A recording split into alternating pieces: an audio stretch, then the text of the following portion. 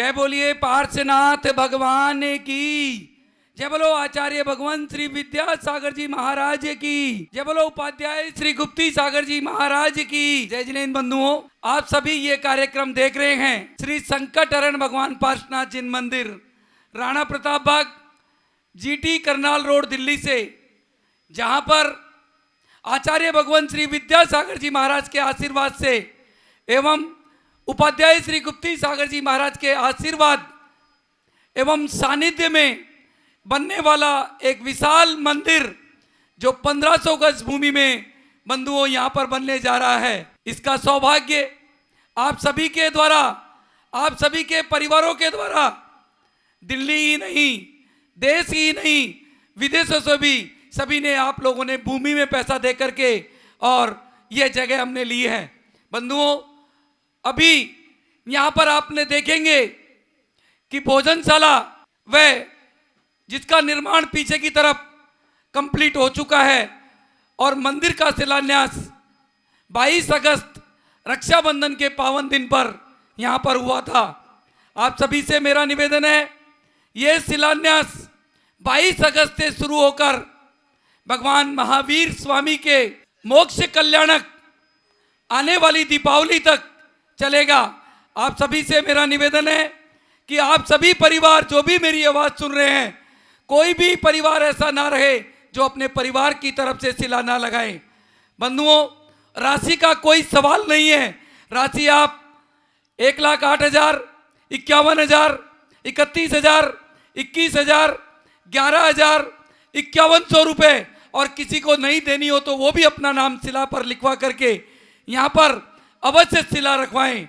यह सौभाग्य आपको यहाँ पर बुला रहा है।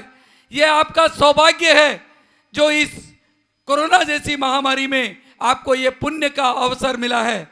बंधुओं, आपने दान बहुत दिया होगा, पर दिल्ली जैसी जगह पर आप यह जीटी करनाल रोड जैसी जगह पर, जहां पर नित्य प्रति 200, 500, 1000 लोग दर्शन करने आते हैं, ऐसे मंदिर को हमें आप सबको मिलकर के भव्य मंदिर बनाना है। आपने देखा होगा कोरोना काल में कि इस मंदिर का नाम दिल्ली में ही नहीं, भारत में ही नहीं, विदेशों से भी कितने नाम हमारे पास में आए थे, और कोरोना जैसी महामारी में कितने ही लोगों को यहाँ के दर्शन लाभ से, यहाँ की शांति धारा से कितना फायदा हुआ था। आने वाला महीना भाद्र महीना, जो जैन धर्म का सबसे बड़ा महीना माना जाता है, उस महीने में आप अपने परिवार की तरफ से शांति धारा अभिषेक करवा करके यह भी पुण्य यहाँ पर ले सकते हैं। आप सभी लोगों से यही निवेदन है कि आप अपने परिवार की तरफ से शिला जरूर रखें, और जिस तरीके से राम मंदिर में सभी जगह से दिल्ली, राजस्थान, गुजरात, महाराष्ट्र, यूपी, मध्य प्रदेश, झारखंड, यानी किस किस जगह विदेशों से, अमेरिका, लंदन, दुबई, जहाँ जहाँ से भी लोगों ने शिलाएं रखी, आप भी उसी तरीके से हमें जैन धर्म के लिए, अपने मंदिर के लिए सभी को बाहर से शिलाएं रखा करके और इस पुण्य लाभ को अवश्य लेना है, और जल्दी से जल्दी ये धर्म लाभ लेकर के इस पुण्य को कमाना है। जो भी मेरी आवाज़ सुन रहे हैं, चाहे वो भाई हो, चाहे बहन हो, चाहे बच्चे हो, सभी अपने नाम की शिला यहाँ पर रख करके इस धर्म लाभ को यहाँ से लेवे। जय जिनेन्द्र। मैं पवन जैन गोधा, राणा प्रताप बाग, दिल्ली से। आज का दीप प्रज्वलन श्रीमान प्रकाश चंद जी जैन, मंत्री बाल आश्रम दरियागंज, श्रीमान राकेश जी जैन, व्यवस्थापक श्रीमान सम्यक जी व उदित जी दरियागंज परिवार की ओर से, और साथ में श्रीमान रविंद्र प्रसाद जी जैन, जिनके परिवार के द्वारा आज यहाँ पर प्रथम शिला भगवान पार्श्वनाथ शिला उनके परिवार के द्वारा 1,08,000 रुपये की राशि देकर के पूरे परिवार के द्वारा यहाँ पर यह शिला विराजमान करने का आज का सौभाग्य इस परिवार ने प्राप्त किया है। इनके साथ में ही मेरा निवेदन श्रीमान जिनेन्द्र कुमार जी जैन से कि आकर के आज का दीप प्रज्वलन का कार्यक्रम करके आज के कार्यक्रम की, ये थे आज के दीप प्रज्वलन करता। बंधुओं, सौभाग्य आपको बुला रहा है, और हम भी आपको श्री संकट हरण भगवान पार्श्वनाथ जिन मंदिर, राणा प्रताप बाग, दिल्ली में बुला रहे हैं। आप सभी से एक बार फिर मेरा निवेदन, ये मौका चूकना नहीं है। किसी भी परिवार को अगर वो जैन लिखता है तो उसे यहाँ पर शिला अवश्य विराजमान करनी है। बंधुओं, ये सौभाग्य आपकी जिंदगी में पता नहीं दोबारा मिले या न मिले। उपाध्याय श्री गुप्ती सागर जी महाराज ने एक नया इतिहास जैन धर्म का रचने की सोची है और वो जैन धर्म का इतिहास शिलाओं के माध्यम से एक रचा जा रहा है, जिसमें आप सभी के परिवार का नाम यहाँ पर अवश्य आना चाहिए। पैसे की कोई बात नहीं है, आप जो देना चाहे दें, परंतु शिला अवश्य विराजमान करें और एक कीर्तिमान जैन धर्म का हमें रोशन करना है, जिसे दुनिया के सभी देश देखेंगे कि एक ऐसा मंदिर में है जहां मेरे परिवार के द्वारा शिला रखी गई, उसका शिलान्यास किया गया। शिलान्यास एक आदमी करता है तो मजा नहीं आता है, शिलान्यास लाखों लोग करेंगे, हजारों लोग करेंगे तो मंदिर की अद्भुत निराली छवि होगी। इसलिए आप सभी लोग यहाँ पर शिला अवश्य विराजमान करके इस पुण्य लाभ को ना छोड़ें। मेरा निवेदन छोटी दीदी रंजना शास्त्री दीदी से आज का मंगलाचरण करके वो कार्यक्रम की शुरुआत करें। छोटी दीदी रंजना दीदी। जिंदगी में सदा मुस्कुराते रहो, फासले कम करो, दिल मिलाते रहो। जिंदगी में सदा मुस्कुराते रहो, फासले कम करो, दिल मिलाते रहो। जिंदगी में सदा दर्द कैसा भी हो आँखें नम ना करो, रात काली सही कोई गम ना करो। दर्द कैसा भी हो आँखें नम ना करो, रात काली सही कोई गम ना करो। एक सितारा बनो जगमगाते रहो, फासले कम करो, दिल मिलाते रहो। जिंदगी में सदा मुस्कुराते रहो, फासले कम करो, दिल मिलाते रहो। बांटना है अगर बांट लो हर खुशी, गम न जाहिर करो तुम किसी से कभी। बांटना है अगर बांट लो हर खुशी, गम न जाहिर करो तुम किसी से कभी। दिल की गहराई में, दिल की गहराई में गम छिपाते रहो, फासले कम करो, दिल मिलाते रहो। जिंदगी में सदा मुस्कुराते रहो, फासले कम करो, दिल मिलाते रहो। अश्क अनमोल है खोना देना कहीं, इसकी हर बूंद है मोतियों की लड़ी। अश्क अनमोल है खोना देना कभी, इसकी हर बूंद है खुशियों की खड़ी। अश्क हर आँख में तुम चुराती रहो, फासले कम करो, दिल मिलाते रहो। जिंदगी में सदा तुम मुस्कुराते रहो, फासले कम करो, दिल मिलाते रहो, दिल मिलाते रहो, दिल मिलाते रहो। धर्म स्नेही बंधुओं, व्हाट इज योर लाइफ? जिंदगी क्या है? जिंदगी क्या है? जिंदगी किसे कहते हैं? कहते हैं कि जब तक सांसें चलती हैं तभी तक आपका यह जीवन है। जब तक सांसें चलती हैं पर आपकी यादें नहीं आती तब तक तो आपका जीवन है। जिस दिन आपकी सांसें बंद हो जाती है और सिर्फ आपको यादें रह जाती है, उसका नाम है मरण। और जिंदगी और मरण के बीच की स्थिति को हम जीवन कहते हैं। जीवन क्या है? कुछ नहीं, पानी का बुदबुदा है। आचार्य कहते हैं कि जीवन तो सभी के लिए एक रंगीन किताब है। जीवन तो सभी के लिए एक रंगीन किताब है। फर्क इतना है, कोई हर पन्ने को दिल से पढ़ रहा है और कोई दिल रखने के लिए पन्ने पढ़ रहा है। कितना अंतर है। और हर पल से प्यार है, हर लम्हे में खुशी है। खो दो तो यदि है, जी लो तो जिंदगी है।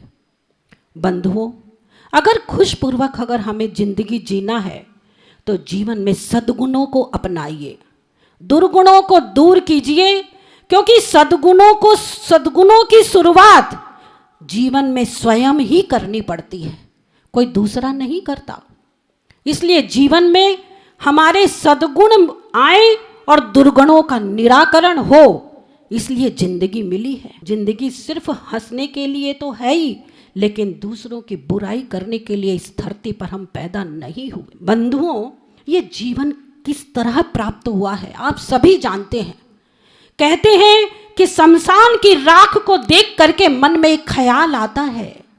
शमशान की राख को देख करके मन में ख्याल आता है कि सिर्फ राख होने के लिए इंसान जिंदगी भर जीता है। नहीं, जिंदगी जीना है तो हमें एक दूसरे से जलना नहीं, एक दूसरे से प्यार करना है, फासले कम करना है और दिल मुस्कुराते हुए अपने जीवन को आगे बढ़ाना है। बंधुओं, आपकी जिंदगी को जीने के लिए जीवन को फील करो, ना कि जिंदगी के साथ कभी डील करो। कहते हैं कि कवि ने कहा है कि जिंदगी मिली है तो अच्छी तरह जियो, ना कि बुरी तरह। एक एक पल हमें जीना है तो खुशपूर्वक जीना है। और आचार्य कहते हैं कि अगर देखना चाहो अपने जीवन में कि आप कितने अमीर हो, तो दौलत को मत गिनना, अपने आंखों से आंसू गिरा कर देखो कि तुम्हारे हाथ इन आंसुओं को समेटने के लिए कितने इकट्ठे हुए हैं। आपको इस संसार में कितने लोग प्यार करते हैं, थोड़ा दो आंसू गिरा करके तो देखो। नहीं, अगर आपके पास कोई आता है तो वह आपका करीबी जो धर्मात्मा पुरुष होगा, आपके गुरु होंगे, वो ही आपके लिए अपने लिए पूछेंगे कि बेटे तेरे अंदर क्या दर्द है। कोई संसारी प्राणी एक दूसरे को पूछने को तैयार नहीं है। आज बहुत स्वार्थी का संसार है। बंधुओं, सद्गुणों की शुरुआत तो शुरू अपने आप से करनी होगी, क्योंकि जब तक खुद की अंगुली पर कुमकुम नहीं लगाओगे, जब तक खुद की अंगुली पर कुमकुम नहीं लगाओगे, तब तक दूसरे के ललाट पर तिलक कैसे करोगे। हमारी अंगुली में सबसे पहले तिलक लगाना होगा, तभी हम दूसरों की ललाट पर तिलक कर पाएंगे। जब तक हम अपनी जिंदगी में अच्छे कार्य नहीं करेंगे, तब तक हम दूसरों को उपदेश नहीं दे सकते। बंधुओं, एक व्यक्ति 3 खोपड़ी लेकर जा रहा था, एक गाय की खोपड़ी, एक बकरी की खोपड़ी और एक मनुष्य की खोपड़ी। गांव में लेकर के जब गुजर रहा था और कह रहा था कि बंधुओं, ये खोपड़ी आप लोग खरीद लो जिससे मेरे जीवन का यापन हो सके। हर व्यक्ति देख रहा है, आगे बढ़ते जा रहे हैं, बढ़ते जा रहे हैं। एक मकान आया, उसमें से एक महिला ने देखा कि व्यक्ति कौन है, ये क्या लेकर के जा रहा है। उसने कहा, माँ ये 3 खोपड़ी है, आपके काम आएगी। आपके जीवन में शुरुआत करने के लिए आपके पास पैसे नहीं है तो आप 3 खोपड़ी में कोई भी खोपड़ी खरीद लो जिससे आपका जीवन यापन हो सके। माँ ने कहा, बेटा ये 3 खोपड़ी में एक खोपड़ी तो बकरी की काम आ सकती है और गाय की खोपड़ी काम में आ सकती है, लेकिन मनुष्य की खोपड़ी किसी के काम नहीं आ सकती। इसलिए मैं 2 खोपड़ी तो खरीद सकती हूँ, लेकिन मनुष्य की खोपड़ी खरीदने से कोई फायदा नहीं है। कहते हैं कि जिंदा मनुष्य लाख का और मर जाए तो खाक का, जिंदा हाथी 1000 का और मर जाए तो लाख का। जिंदा मनुष्य की कीमत है, मरने के बाद तुम्हें कोई हाथ भी नहीं लगाएगा। हाथी मरता है तो उसको हजारों लोग खरीदने को तैयार हो जाते हैं और जिंदा हाथी को कोई खरीदने को तैयार नहीं होता। इसलिए जीते जी हमें मनुष्य पर्याय में कुछ कुछ अच्छे अच्छे सद्गुण प्राप्त करना है, अपनी जिंदगी में कुछ न कुछ प्राप्त करना है, क्योंकि 4 गतियों का वर्णन आप रोज सुनते हैं। गुरुदेव प्रवचन में कहते हैं कि त्रियंजों की क्या हालात हैं, देव गति की क्या बात है और नरक गति की तो बात ही कुछ और है। इसलिए हम इतनी सुंदर जिंदगी को प्राप्त करके अगर हमने कुछ नहीं पाया तो हम जैसी मूर्खता करने वाला इंसान और कोई नहीं होगा, क्योंकि मनुष्य जन्म वो चिंतामणि रत्न है। कहते हैं कि सुमेरु पर्वत के एक तरफ अगर पेन का ढक्कन डाल दें और दूसरी तरफ अगर पेन रख दें, वो जब तक एक दूसरे में न मिल जाए वो समझ लेना कितनी बरसों या जिंदगी में भी नहीं मिल सकते। उसी प्रकार ये मनुष्य जन्म कितना अनमोल जन्म है, जैसे एक पेन और ढक्कन आपस में नहीं मिल सकते, उसी प्रकार यह दुर्लभ पर्याय कभी मिले या ना मिले, जो मिला है उसका हमें उपयोग कर लेना है, सदुपयोग करना है। इसी भावना के साथ जय बोलिए चिंतामणि पार्श्वनाथ भगवान की, जय बोलिए वर्तमान शासन नायक श्री महावीर भगवान की, कुंडलपुर वाले बाबा की, जय बोलिए आदिनाथ भगवान की, आचार्य गुरुवर श्री विद्यासागर जी महाराज की, उपाध्याय रत्न श्री गुप्ती सागर जी महाराज की। सभी का निवेदन उपाध्याय श्री गुप्ती सागर जी महाराज के चरणों में त्रैवार नमोस्तु करते हुए गुरुदेव आप अपनी वाणी से हम सभी को धर्म लाभ देवें। जय बोलिए उपाध्याय श्री गुप्ती सागर जी महाराज की। ओम नमः सिद्धेभ्यः, ओम नमः सिद्धेभ्यः। सत्संयम पयः पुरा पवित्रत जगत्त्रयम्, शांतिनाथं नमस्यामि विश्वविघ्नौघ शांतये। जय बोलिए विश्वनंद शांतिनाथ भगवान की, विश्ववंद संत शिरोमणि आचार्य गुरुवर विद्यासागर मुनिराज की। धर्म स्नेह बंधुओं, हम आज एक ऐसे मोड़ पर खड़े हैं जहाँ से जीवन के प्रकाश स्तंभ को पाया जा सकता है, तो उस अघोर अंधकार में भी उतरा जा सकता है। यह जीव अनादिकाल से अविद्या के कारण 4 संज्ञा रूपी जड़ से पीड़ित है।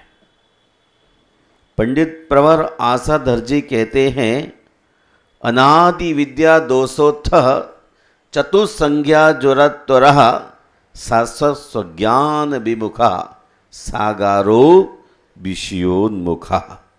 सागार अर्थात ग्रस्त वह है जो अनादि काल से अविद्या रूपी दोष से उत्पन्न आहार, भय, मैथुन, परिग्रह, इन 4 संज्ञाओं से पीड़ित होने के कारण शाश्वत अपने आत्मज्ञान से विमुख है। मैं कौन हूं, मेरा क्या कर्तव्य है, मुझे कहां जाना है, मुझ में कौन कौन सी खूबियां हैं, गुण हैं, इनके बाबत यदि उस जीव ने विचार नहीं किया तो निश्चित यह आत्मज्ञान से विमुख, ग्रस्त, संसार में आहार, भय, मैथुन और परिग्रह संज्ञा से आपीड़ित अपने अनंत संसार को बढ़ाता ही चला जा रहा है। एक इंद्रिय से लेके पंचेंद्रिय तक के तमाम जीव जंतुओं को देखते हैं तो पाते हैं कि आहार संज्ञा सभी को है। जब तक यह जीव ध्यानस्थ नहीं हुआ है, अर्थात संन्यास में भी ध्यान की भूमिका में नहीं उतरा, तब तक उसके लिए आहार की आवश्यकता लगती है। आहार संज्ञा, भय संज्ञा, इस धरती पर रहने वाले व्यक्तियों को भय बड़ा लगता है। अपनी जीवन सुरक्षा के लिए ये जीव तत्पर रहता है। यदि हमारा जीवन शाश्वत रह जाए तो कितना अच्छा है, लेकिन यह पुद्गल पर्याय उपज बिन से थिर नाई। पुद्गल की पर्यायें उत्पन्न होती हैं और नष्ट होती हैं, इसलिए कभी शाश्वत नहीं हो सकती है। यही तो कारण है शरीर और आत्मा को एक माना और अनंत काल से मिथ्यात्व में डूबा यह प्राणी आज भी सम्यक की भूमिका बनाने के लिए अभी आगे नहीं बढ़ पाया है। अनादिकाल से अविद्या रूपी दोष के कारण आहार संज्ञा, भय संज्ञा, मैथुन संज्ञा और परिग्रह संज्ञा, इन 4 संज्ञा रूपी ज्वर ने संसार में घुमाया है। अयमात्मा महामोहा कलंकीन शुद्धति तदेव स्वहितम धाम तच्च ज्योति परम मतम। शिवचंद्र मुनिराज ज्ञानारणों में कह रहे हैं, जिस तेज के द्वारा महान मोह से मलिन यह आत्मा शुद्धि को प्राप्त होता है, वही तेज वस्तुता अपना हित करने वाला है और उसे ही परम ज्योति अर्थात उत्कृष्ट प्रकाश माना गया है। जो महापुरुष विश्व को भयानक यम स्वरूप सर्प से भयभीत देखकर अविद्या समूह का अर्थात मिथ्या दर्शन, मिथ्या ज्ञान और मिथ्या चारित्र का परित्याग करते हुए ध्यान में लवलीन होते हैं, वे धन्य हैं, वे ही अतिशय प्रशंसा के पात्र हैं। धर्म स्नेह बंधुगो, सम्यक दर्शन, सम्यक ज्ञान और सम्यक चारित्र, इस तरह रत्नत्र से युक्त आत्मा हमें जब कभी जहां भी मिल जाती है तो हमें तुरंत ही अपने श्रद्धा के सुमन अर्पित करना चाहिए। आज सम्यक दर्शन भी बहुत दूर है, लेकिन रत्नत्रय के आराधक मुनिराज जहां आपको दिखलाई देते हैं, आप उनके चरणों में अपने मस्तक को झुकाते हुए ज्ञान और चारित्र के लिए अहिमुख हो, वरना यह जो संसार आपका बढ़ रहा है यह अनंत काल के लिए और भी बढ़ जाएगा, क्योंकि आहार, भय और मैथुन साथ ही परिग्रह जोड़ने में अविरल आपकी गति मति सुधी न होके कुधी के रूप में परिणत होती जा रही है। यह जीव जहां भी जाता है वहां अपने बिजनेस को खोज लेना चाहता है। समय शिखर की यात्रा का भी मन हो तो यह सोचता है समय शिखर यात्रा से लौटते हुए कोलकाता होता हुआ आऊंगा, कुछ व्यापार भी कर दूंगा। ये जो दोहरा चिंतन है यही तो संसार के बढ़ाने के लिए निमित्त कारण बनता है। हमें चाहिए कि हम अपने जीवन में मोह को छोड़ करके अर्थात संसार की मान्यताओं से हट करके केवल सम्यक दर्शन, सम्यक ज्ञान और सम्यक चारित्र रूप रत्नत्रय की आराधना के लिए प्रयास करें। रत्नत्रय की आराधना के लिए प्रयास वही आदमी कर सकता है जिस व्यक्ति के लिए भेद विज्ञान हो गया हो। शरीर क्या है और आत्मा क्या है, भला किस बात में है और नुकसान किस बात में है। जब नफ़ा नुकसान का इसको समझ पड़ जाता है तो नुकसान की भूमिकाओं से बचने लगता है, सोचता है सच्चे देवगुरु शास्त्र के चरणों में चलते हैं और उनकी उपासना करके अपने जीवन को आनंद से भरते हैं। महानुभाव, यह मोह से मलिन आत्मा अनंत काल से दुख उठा रही है, लेकिन रत्नत्रय रूपी तेज के माध्यम से उस मोह के लिए हल्का किया जा सकता है। रत्नत्रय की आराधना से ही मोह कम होगा। पूछते हैं कुछ लोग, ये हमारा मोह कम कैसे होगा? आपको मोह कम करना है तो निश्चय ही आपको अपनी आत्मा के तरफ अभिमुख होना है।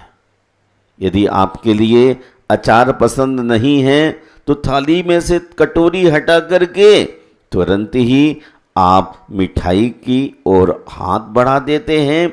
वैसे यदि आप सुख चाहते हैं तो आपके लिए मिथ्या दर्शन, मिथ्या ज्ञान और मिथ्या आचरण, आपकी सोच का ढंग, ये आपको बदलना ही होगा।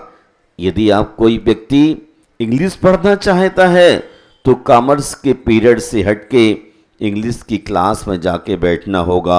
आप सोचते हैं दोनों ही चीज़ों को अडॉप्ट कर लेता हूं, दोनों हाथ से लड्डू नहीं खाया जा सकता है। दो पंथ पंथी चिए न पंथा, दो पुर सोई सिए न कंथा। कभी ऐसा नहीं हुआ एक आदमी दो दिशाओं में चल जाए, उत्तर में भी और दक्षिण में। एक आदमी टू साइड नहीं जा सकता है और एक सुई टू साइड सिलाई नहीं कर सकती है। यहां भी सिलता रहे वस्त्र को और यहां भी सिलती रहे। ये तो मिथ्या दृष्टि का सोच है कि हम मंदिर जाएं तो हम समझदार कहलाएं, धर्मात्मा कहलाएं और बाहर निकल आएं तो पहलवान कहलाएं। संसार बढ़ सकता है, संसार कभी घट नहीं सकता है। संसार को घटाने के लिए ही हम महाप्रभु तीर्थंकरों के चरणों में निवेदन लेके जाते हैं और अपनी पिछली कुटेवों को, खोटी मान्यताओं को जब तक हम नहीं छोड़ते हैं तब तक प्रभु का प्रभाव हमारे दिल पर नहीं होता है। जब हमारा मन शांत हो जाता है तो ही तो मां की बात अच्छी लगती है, और जब हमारा मन अशांत होता है तो मां कुछ भी आपसे कह रही होती है आपके लिए पसंद नहीं आता है। आपको लगता कि मां सारा दिन डायरेक्शन ही देती रहती है, लेकिन जब आपका मन ठीक होता है, आपकी अपेक्षाएं मां के द्वारा पूर्ण हो जाती हैं, तो मां आपको धरती पर सबसे सुंदर लगने लग जाती है। हमारे तीर्थंकर हमारे लिए ही शुभ संदेश देते रहे हैं, लेकिन हम आज तक उनकी वाणी को अपनी जिंदगी में अमल नहीं कर पा रहे। करते हैं तो थोड़ा सा करते हैं, बिल्कुल थोड़ा सा, तलछट की तरह। जैसे पानी में नीचे थोड़ी सी केमिकल से गंदगी जमा हो जाती है पानी गर्म करने पर, उसी प्रकार यह व्यक्ति अपने जीवन को थोड़ा सा आगे बढ़ाता है और फिर थोड़ा सा क्या, बहुत ज़्यादा पीछे ले लेता है। हम एक बार आगे बढ़ें तो कहीं पीछे ना आए। अयमात्मा महामोहा कलंकी ईन शुद्धति। जिस तेज के द्वारा महान मोह से मलिन यह आत्मा शुद्धता को प्राप्त होती है, वही तेज वस्तुतः आत्मा का हित करने वाला है। कौन सा भाव है? इसी को बोलते हैं वीतराग भाव। जमाने में उसने बड़ी बात कर ली, जमाने में उसने बड़ी बात कर ली, खुद जिसने अपने से मुलाकात कर ली। अपने आप की मुलाकात आसान नहीं है। अपने भीतर की आवाज को सुन पाना हर आदमी के लिए संभव नहीं हो पा रहा है। जिस व्यक्ति को संसार से विराग भाव जागृत हो जाता है, वह पवित्र आत्मा अपने आप से मुलाकात कर लेती है और अपने भविष्य को श्रेष्ठ बनाती है, वरना आहार संज्ञा, भय संज्ञा। सुबह से क्या होता है? सुबह से आप खाने पीने लग जाते हैं, बेड पर ही आपकी टी आ जाती है, किसी के यहाँ कॉफ़ी आ जाती है, लेकिन बेड पर ही आ जाती है। और जब बेड पर आती है तो क्या होती है? बेड बुरी गंदी वह चीज़, वो आदत आपके कर्म बंध में कारण हो जाती है। हमारा मस्तक सुबह सुबह अरिहंत के चरणों में, वीतराग संत के चरणों में आना चाहिए। उसके बाद इन संज्ञाओं से जो संबद्ध जीव है, आहार संज्ञा, आहार के बिना कितने दिन जीवित रह सकता है? कम से कम 90 दिन तक तो आदमी जिंदा रह ही सकता है। ना खाए 1 दिन, 2 दिन, 3 दिन, तो आपने इतना चर्बी एकत्रित कर रखी है शरीर में कि आदमी जाने वाला नहीं है। जो आदमी 150 किलो का है, वो 90 दिन तो बड़े आराम से निकाल ही सकता है बिना खाए पिए। हाँ, ऐसे अनेक प्रयोग हुए हैं साइंटिस्ट के माध्यम से, उसी को मैं आपसे बता रहा हूँ। देखो, संलेखना के समय अथवा जो गर्भवती महिलाएं होती हैं, उल्टियाँ निकालती रहती हैं, लेकिन मरती नहीं कोई भी। तो कलेक्ट कर लिया है सब कुछ शरीर के अंदर और चलता रहता है। इसलिए मैं आपसे कहता हूं, अनादिकाल से अविद्या के कारण उत्पन्न आहार संज्ञा में भी थोड़ा सा कंप्रोमाइज कीजिए अब, और खाने की लालसा को छोड़िए। ये तो नरक गति के लिए कारण बनता है। और खाऊं और खाऊं और खाऊं।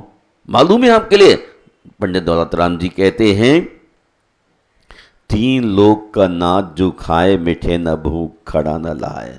कितनी प्यास लगी कि सारा समुद्र का जल पी लूं तो भी आपको तृप्ति नहीं मिली, और सारे संसार के अनाज के ढेर खा जाऊं तो भी आपको नरक की भूमि पर एक कण नहीं मिलता था। कितनी विचित्र स्थिति थी। लेकिन आज थोड़ी सी भूख लगने पर संवाद विसंवाद होने लग जाते हैं। धर्म स्नेही बंधुगो, आहार और भय, डरता कौन है? चोर की दाढ़ी में क्या बोलते थे? चोर की दाढ़ी में तिनका। जो आदमी गलत होता है उसको भय लगता है। हम तो सप्त भयों से दूर, अरहंत के शिष्य, उनके अनुयायी हैं, मोह से रहित। अब तीसरी बात और आपसे संक्षेप में कहूं, आहार, भय और मैथुन, संसार को बढ़ाने वाले बीजों को कौन डालता है? मद में डूबा हुआ इंसान। छठे गुणस्थान तक ये सारी संज्ञाएं रहती हैं। इन संज्ञाओं से, संज्ञा मतलब इच्छा, आपके मन में कई प्रकार की इच्छाएं बनी रहती हैं। उन सब इच्छाओं को तोड़िए। जो आदमी इच्छाओं से दूर होगा तभी शाश्वत आत्मज्ञान की ओर बढ़ सकेगा। मैं आपके मंगल की कामना करता हूँ और चाहता हूँ आहार, भय, मैथुन और परिग्रह से हटते हुए ऐसे परम पूज्य तीर्थंकर पार्श्वनाथ भगवान के आलय के आयतन के निर्माण के क्षणों में आप अपने जीवन को सफल बनाएं। हम देख रहे हैं नित्य प्रति अन्य संप्रदायों के लोगों के द्वारा जैनों को कमजोर किया जा रहा है। इसलिए भगवान पार्श्वनाथ के जिनालय के नीचे सहस्त्रों शिलाएं स्थापित करके तीर्थंकर पार्श्वनाथ और महावीर स्वामी के तीर्थ को हमको आगे ले जाना है। इसलिए एक स्मृति बतौर एक एक शिला स्थापित करके जैन दर्शन की मजबूती को स्ट्रांग के लिए हम ये अभियान प्रारंभ किए हैं।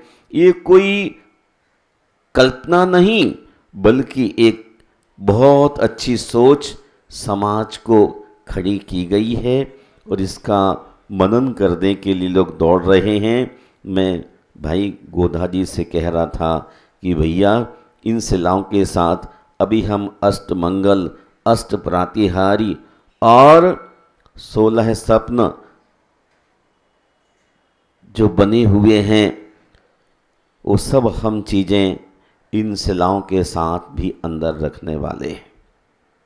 पूजन के थाल, अभिषेक के घड़े, एक इतिहास जब कायम हो रहा है तो ये दिगंबरत बीत रागता की पहचान जिन धर्म का अलग जगाती रहेगी।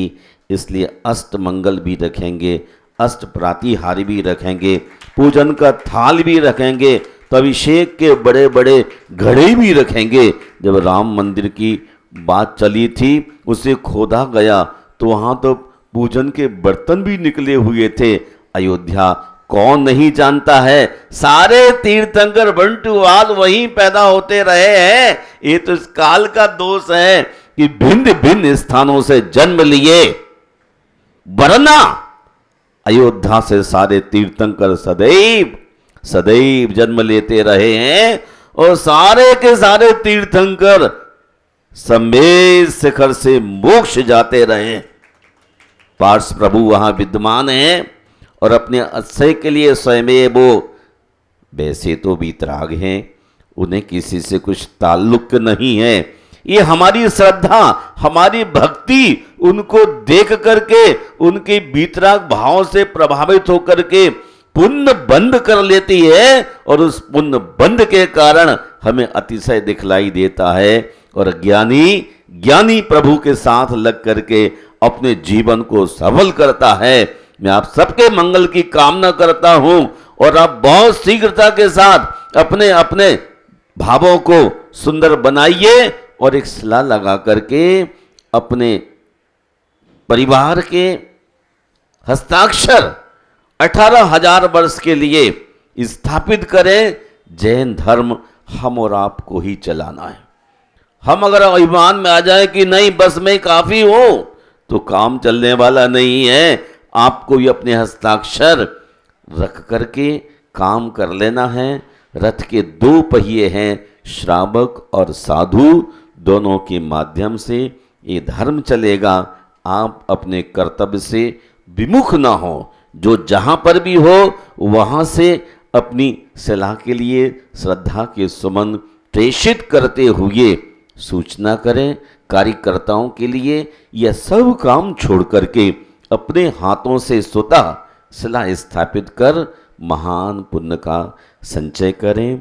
जय बोलिए संत श्रोमणी आचार्य गुरुवर श्री विद्यासागर मुनिराज की, संकट हरण भगवान पार्श्वनाथ की, उपाध्याय श्री गुप्ती सागर जी महाराज की।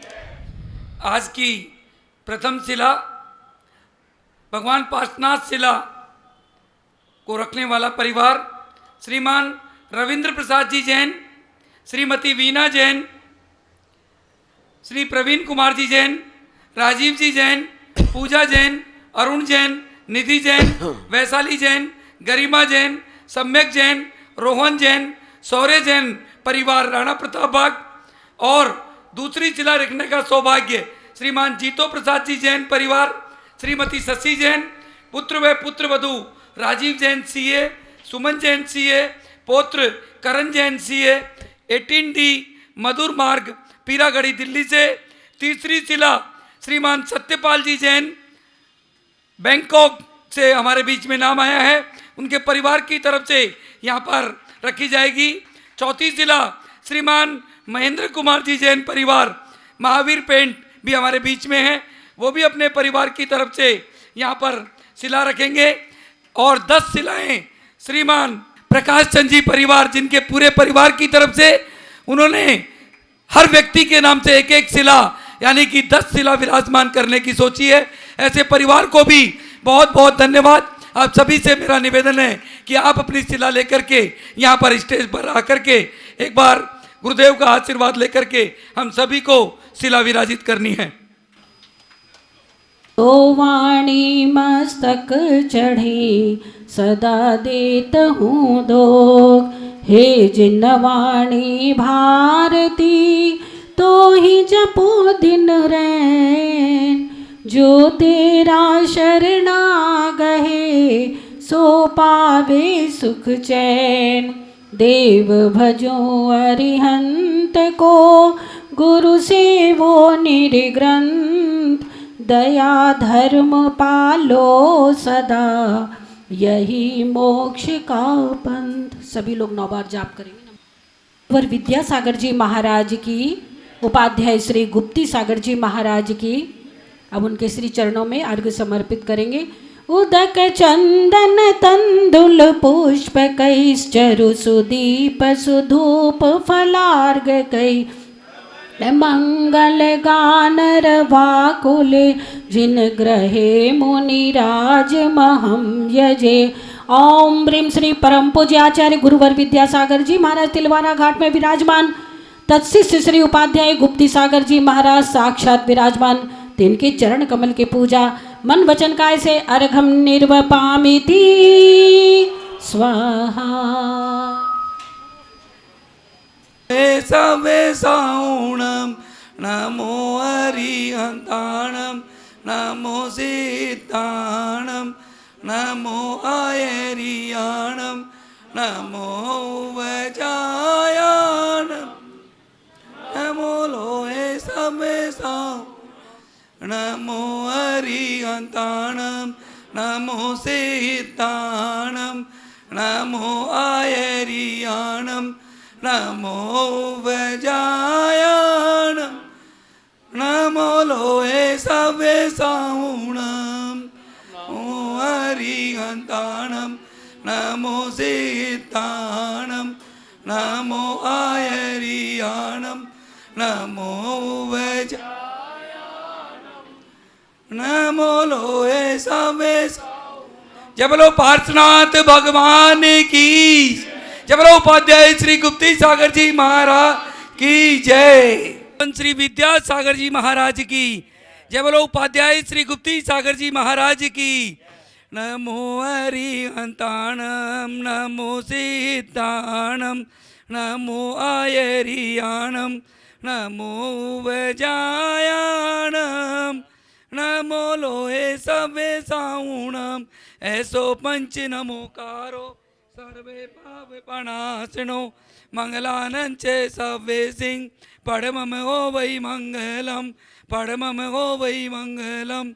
आज के शिलान्यासकर्ता परिवार, प्रथम शिलान्यास परिवार श्रीमान रविंद्र प्रसाद जी जैन, वीना जी जैन, प्रवीण कुमार जी जैन, राजीव जी जैन, पूजा जी जैन, अरुण जैन, निधि जैन, वैशाली जैन, गरिमा जैन, सम्यक जैन, रोहन जैन, सौर्य जैन परिवार, राणा प्रतापक परिवार की ओर से श्रीमान जीतो प्रसाद जी जैन, शशि जैन, पुत्र व पुत्रवधू राजीव जैन, सीए सुमन जैन, सीए परिवार की ओर से पौत्र करण जैन, मधुर मार्ग पीरागढ़ी की ओर से। तीसरा परिवार श्रीमान सत्यपाल जी जैन बैंकॉक से, श्रीमान प्रकाश चंद जी जैन परिवार दरियागंज से, श्रीमान महेंद्र कुमार जी जैन परिवार दिल्ली परिवार की ओर से आज की ये शिलाएं यहाँ पर विराजमान की जा रही है। बंधुओं, जो भी इस कार्यक्रम को पारस चैनल के माध्यम से सुबह 11 बजे से दोपहर को 12 बजे तक देख रहे हैं, आप भी अपने परिवार की तरफ से वहीं से शिला लिखवा करके आप आकर विराजित करना चाहें, बहुत अच्छी बात है। नहीं तो आप अपने परिवार का नाम दे करके जिस तरीके से यहाँ शिला रखी जा रही है उसी तरीके से आपके परिवार का नाम लिख करके ये सभी शिलाएं यहाँ पर रखी जाएगी। ये शिलाएं 22 अगस्त से शुरू होकर के दीपावली 4 नवंबर तक चलेगी। आप सभी अपने परिवार का नाम लिखवा करके और ये धर्म लाभ अवश्य लेवें। उदक चंदन तांदुल पुष्प कई चारु सुधीप सुधूप पाल के धवल मंगल गान रवा कुले जिने ग्रहे शिला विराजमान ग्रह। ओम ह्रीम श्री पासना जिनेन्द्राय अनर्घ्य पद प्राप्त है अर्घम निर्वपामती स्वाहा। बंधुओं, आप देख रहे हैं ये सभी परिवार जिनके परिवारों के द्वारा आज की शिला यहाँ पर रखी गई। आप भी इसी तरीके से यहाँ आकर अपने परिवार की तरफ से एक शिला अवश्य रखें। आप नहीं आ सके, आप अपना नाम हमें 8800202068 9312607071 पर लिखवा करके भी आप अपना ये धर्म लाभ ले सकते हैं।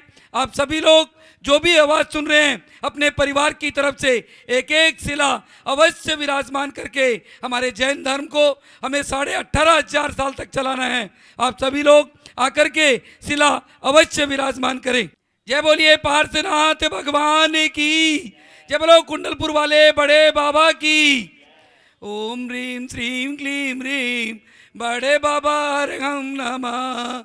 ओम ह्रीम श्रीम क्लीम ह्रीम बड़े बाबा हरहम नमः। ओम ह्रीम श्रीम क्लीम ह्रीम बड़े बाबा हरहम नमः। महाराज की जय।